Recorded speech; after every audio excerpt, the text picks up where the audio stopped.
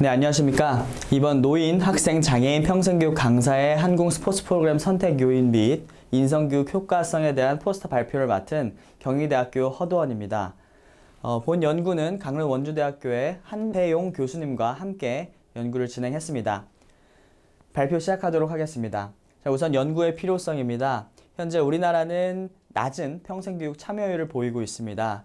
통계에 따르면 우리나라 성인의 평생교육 참여율은 약 34% 정도이고, 그 중에서도 노인들의 평생교육 참여율은 26.9%로 OECD 18개 국가 중 12위에 그치는 저조한 그런 평생교육 참여율을 보이고 있습니다. 또한 인성 문제가 사회 문제로 대두가 되고 있고, 이에 따라서 체육 프로그램을 접목한 스포츠 인성을 접목한 인성교육의 필요성이 대두되고 있습니다. 자, 그리고 평생교육 강사들이 한국 프로그램을 활용해서 교육하는 사례가 점차 증가하고 있습니다. 과연 어떤 이유로 기존의 컨텐츠들 이외에 한국 프로그램을 접목해서 평생교육 프로그램을 운영을 하고 있는지, 그리고 평생교육 참여율과 인성교육 효과의 제고에 대해서 어떤 가능성을 갖고 있는지에 대해서 이 연구가 필요하다고 판단했습니다. 그래서 선행 연구를 살펴봤을 때는 체육활동과 인성교육의 상관관계 연구와 평생교육 참여자의 평생 프로그램 선택 요인에 대한 연구는 현재 충분한 상태로 확인이 되었으나, 노인, 장애인 대상의 인성교육 연구라든지 또는 평생교육 강사의 프로그램 선택 요인에 대한 연구, 그리고 한군과 평생교육과 관련되어 있는 연구에 대해서는 미흡한 실정이었습니다. 그래서 이러한 필요성을 바탕으로 본 연구 주제를 선정하게 되었고요. 그리고 연구의 목적으로는 우선 평생교육 강사들이 한국 프로그램을 선택하여 활용하는 동기 요인과 한국 프로그램의 인성교육 효과를 파악하고 규명하는 데 있습니다. 그래서 의의로는 이런 평생교육 프로그램 분야의 어떤 경영 계획을 수립한다든지 커리큘럼을 만드는데 기초 자료가 제공될 수 있겠고요. 그리고 효과적인 인성교육 프로그램 대안으로서 제시할 수 있을 걸로 기대하고 있습니다. 또한 연구 문제는 다음과 같습니다.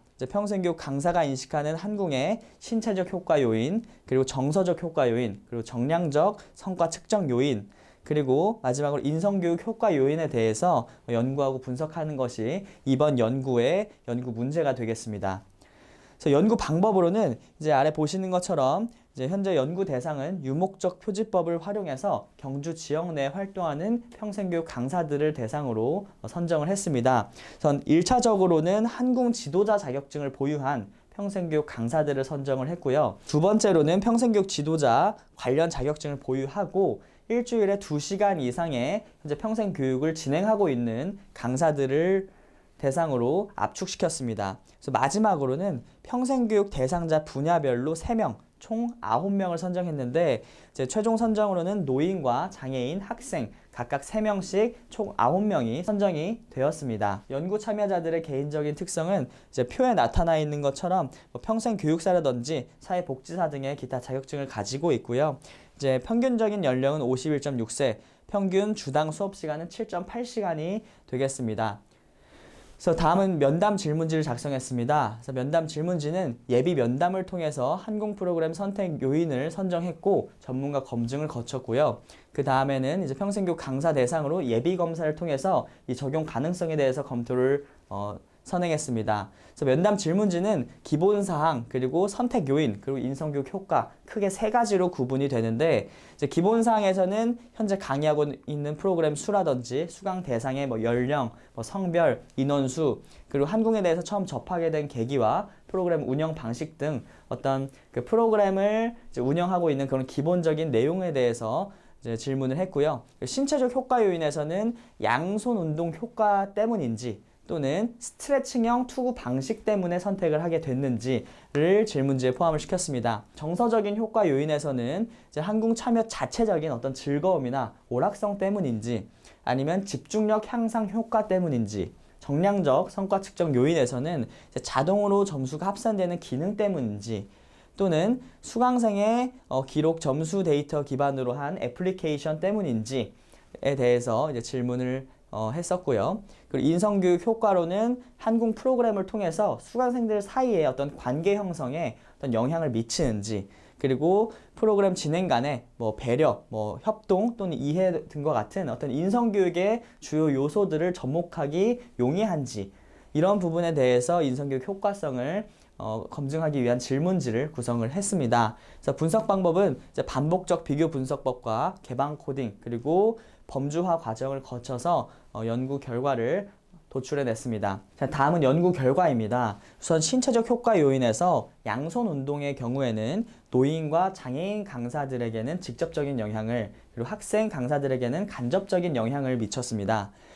스트레칭형 투구 방식에 대해서는 마찬가지로 노인과 장애인은 직접적인 영향, 그리고 학생 강사는 간접적인 영향을 미친 것으로 나타났고요. 정서적인 효과 요인에서 오락성 또는 재미 요소에 대한 요인에서는 노인과 그리고 학생 강사들은 직접적인 영향을 미쳤지만 이제 장애인 강사들 같은 경우에는 간접적인 영향을 미친 것으로 나타났습니다. 자, 또한 집중력 향상 효과 부분에서는 노인, 장애인, 학생 강사 모두 다 간접적인 영향을 미쳤다고 답하였습니다. 자, 그리고 세 번째인 성과 측정 요인에서는 점수가 자동으로 합산되는 기능에서는 노인, 장애인, 학생 모두 다 간접적인 영향을 미쳤다고 답변을 했고요. 다만 기록관리용 애플리케이션 관련해서는 이제 노인과 장애인, 학생, 강사 모두 전혀 영향을 미치지 않았다는 답변을 받았습니다. 자, 마지막으로 인성교육 효과성에 대한 부분에서는 프로그램 참여자들의 관계성에 영향을 미친다라는 질문에서는 이제 노인과 그리고 학생 강사 모두 직접적인 영향을 미친다고 답변했고,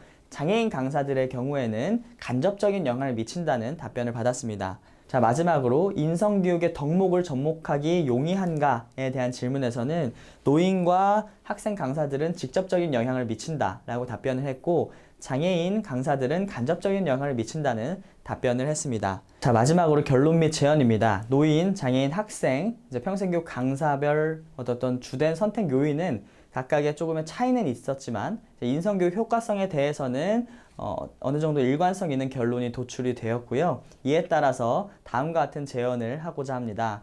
우선은 강사와 교육 대상 모두가 경주 지역으로 국한이 되었기 때문에 전국의 모든 평생교육 강사들에게 일반하는 것은 제한이 됩니다. 따라서 후속 연구에서는 연구 대상의 선정 지역과 그리고 평생교육 강사의 교육 대상을 확장하는 것이 좀 필요할 것이라고 보고 있고요. 자, 또한 본 연구에서는 9명의 평생교육 강사를 대상으로 이제 심층 면담을 실시를 했습니다. 그래서 후속 연구에서는 면담 내용을 토대로 설문지를 활용해서 양적 연구를 실시해서 이런 부족한 표본의 수를 확보하는 것이 필요할 것으로 생각하고 있습니다. 자, 두 번째로는 본 연구에서는 9명의 평생교육 강사를 대상으로 심층 면담을 실시했는데요. 후속 연구에서는 이런 면담 내용을 토대로 설문지를 활용해서 양적 연구를 실시하는 것이 필요할 것입니다.